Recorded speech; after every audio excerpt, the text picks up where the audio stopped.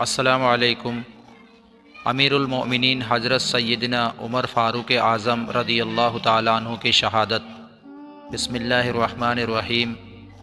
حضرت سیدنا عمر بن میمون رضی اللہ تعالیٰ عنہ فرماتے ہیں، جس دن حضرت سیدنا عمر رضی اللہ تعالیٰ عنہ پر حملہ کیا گیا، اس دن میں وہیں موجود تھا۔ حضرت سیدنا عمر فاروق اعظم رضی اللہ تعالیٰ عنہ فجر کے لیے صفیں درست کروا رہے تھے۔ میں آپ رضی اللہ تعالیٰ عنہ کے بالکل قریب کھڑا تھا۔ ہمارے درمیان صرف حضرت سیدنا عبداللہ بن عباس رضی اللہ تعالیٰ عنہ حائل تھے۔ حضرت سیدنا عمر رضی اللہ تعالیٰ عنہ صفوں کے درمیان سے گزرتے اور فرماتے، اپنی صفیں درست کر لو۔ جب آپ رضی اللہ تعالیٰ عنہ نے دیکھا کہ صفیں بالکل سیدھی ہو چکی ہیں، نمازیوں کے درمیان بالکل خلا نہیں رہا اور سب کے کندھے ملے ہوئے ہیں، تو آپ رضی اللہ تعالیٰ عنہ آگے بڑھے اور تکبیر تحریمہ کہی۔ آپ رضی اللہ تعالیٰ عنہ کی عادت کریمہ تھی کہ صبح کی نماز میں اکثر سورہ یوسف اور سورہ نحل میں سے قرات فرماتے۔ آپ رضی اللہ تعالیٰ عنہ پہلی رکعت میں کچھ زیادہ تلاوت فرماتے تاکہ بعد میں آنے والے بھی جماعت میں شامل ہو سکے۔ آپ رضی اللہ تعالیٰ عنہ نے نماز شروع ہی کی تھی کہ ایک مجوسی غلام جو پہلی صف میں چھپ کر کھڑا تھا، اس نے موقع پاتے ہی ایک دو دھاری تیز کھنجر سے آپ رضی اللہ تعالیٰ عنہ پر حملہ کر دیا۔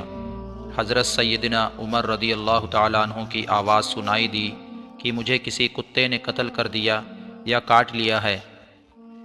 وہ مجوسی غلام حملہ کرنے کے بعد پیچھے پلٹا اور بھاگتے ہوئے 13 نمازیوں پر حملہ کیا، جن میں سے 7 شہید ہو گئے۔ ایک نمازی نے آگے بڑھ کر اس پر کپڑا ڈالا اور اسے پکڑ لیا۔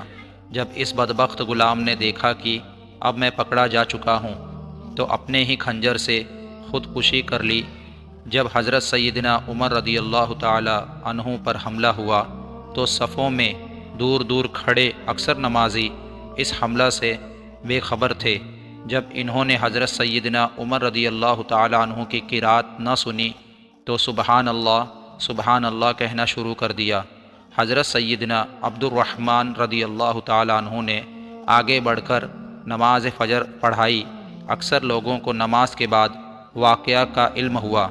حضرت سیدنا عمر رضی اللہ تعالیٰ عنہ شدید زخمی ہو چکے تھے۔ آپ رضی اللہ تعالیٰ عنہ نے حضرت سیدنا ابن عباس رضی اللہ تعالیٰ عنہ سے فرمایا، اے ابن عباس رضی اللہ تعالیٰ عنہ، معلوم کرو کہ مجھے کس نے زخمی کیا ہے۔ آپ رضی اللہ تعالیٰ عنہ باہر گئے۔ کچھ دیر بعد واپس آ کر بتایا، مغیرہ رضی اللہ تعالیٰ عنہ کے غلام ابو لولہ فیروز نے آپ رضی اللہ تعالیٰ عنہ پر حملہ کیا ہے۔ آپ رضی اللہ تعالیٰ عنہ نے فرمایا، وہی غلام جو لوہار تھا؟ حضرت سیدنا ابن عباس رضی اللہ تعالیٰ عنہ نے جواب دیا، جی ہاں۔ حضرت سیدنا عمر رضی اللہ تعالیٰ عنہ نے کہا، اللہ عز و جل اسے غارت کرے، میری اس سے کوئی دشمنی نہیں تھی، بلکہ میں نے تو اسے نیکی کی دعوت دی تھی، میں تو اس کے ساتھ بھلائی کا خواہاں تھا۔ اللہ عز و جل کا شکر ہے کہ میں کسی مسلمان کے ہاتھوں زخمی نہ ہوا۔ پھر آپ رضی اللہ تعالیٰ عنہ کو گھر لے جایا گیا۔ حضرت سیدنا عمر بن میمون رضی اللہ تعالیٰ عنہ فرماتے ہیں، ہم لوگ بھی آپ رضی اللہ تعالیٰ عنہ کے گھر کی طرف چل دیے۔ لوگوں پر مصیبتوں کا پہاڑ ٹوٹ پڑا تھا، گویا اس سے پہلے بھی ایسی پریشانی اور مصیبت سے دوچار نہ ہوئے تھے۔ لوگ آپ رضی اللہ تعالیٰ عنہ کو تسلی دینے لگے، حضور آپ رضی اللہ تعالیٰ عنہ پریشان نہ ہوں، آپ رضی اللہ تعالیٰ عنہ کے زخم جلد ہی ٹھیک ہو جائیں گے۔ پھر آپ رضی اللہ تعالیٰ عنہ کو کھجور کی نبیذ پلائی گئی، لیکن وہ آپ رضی اللہ تعالیٰ عنہ کے پیٹ سے زخموں کے ذریعے باہر آ گئی۔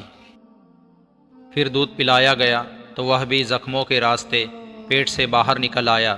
لوگ سمجھ گئے کہ اب ہم آپ رضی اللہ تعالیٰ عنہ کی صحبت سے زیادہ دیر تک فیض یاب نہ ہو سکیں گے۔ پھر لوگوں نے آپ رضی اللہ تعالیٰ عنہ کی تعریف کرنا شروع کر دی۔ ایک نوجوان آ کر کہنے لگا، اے امیر المؤمنین رضی اللہ تعالیٰ عنہ، آپ کو مبارک ہو کہ عنقریب اللہ عز و جل آپ رضی اللہ تعالیٰ عنہ کو حضور صلی اللہ علیہ وسلم اور آپ رضی اللہ تعالیٰ عنہ سے پہلے رحلت فرمانے والے دیگر صحابہ کرام علیہم الرضوان سے ملا دے گا۔ اے امیر المؤمنین، آپ کو خلافت کا منصب عطا کیا گیا تو آپ رضی اللہ تعالیٰ عنہ نے عدل و انصاف سے کام لیا۔ آپ رضی اللہ تعالیٰ عنہ ایک اچھے خلیفہ اور لوگوں کے خیر خواہ محسن ہیں۔ حضرت سیدنا عمر رضی اللہ تعالیٰ عنہ نے یہ سن کر ارشاد فرمایا، میں تو اس بات کو پسند کرتا تھا کہ مجھے بقدر کفایت رزق ملے، نہ کوئی میرا مقروض ہو نہ ہی میں کسی کا مقروض ہوں۔ پھر وہ نوجوان واپس جانے لگا تو اس کا تہبند ٹخنوں سے نیچے تھا اور زمین پر لگ رہا تھا۔ آپ رضی اللہ تعالیٰ عنہ نے لوگوں سے فرمایا، اس نوجوان کو میرے پاس بلاؤ۔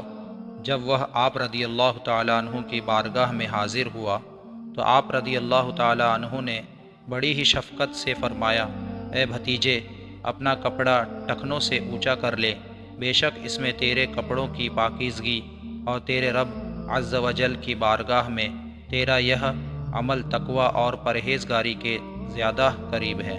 سبحان اللہ، قربان جائیے ان پاکیزہ ہستیوں کے جذبہ تبلیغ پر کہ آخری لمحات میں بھی نیکی کی دعوت دینا ترک نہ کی، اور اس حالت میں بھی خلاف شرع کام برداشت نہ ہو سکا۔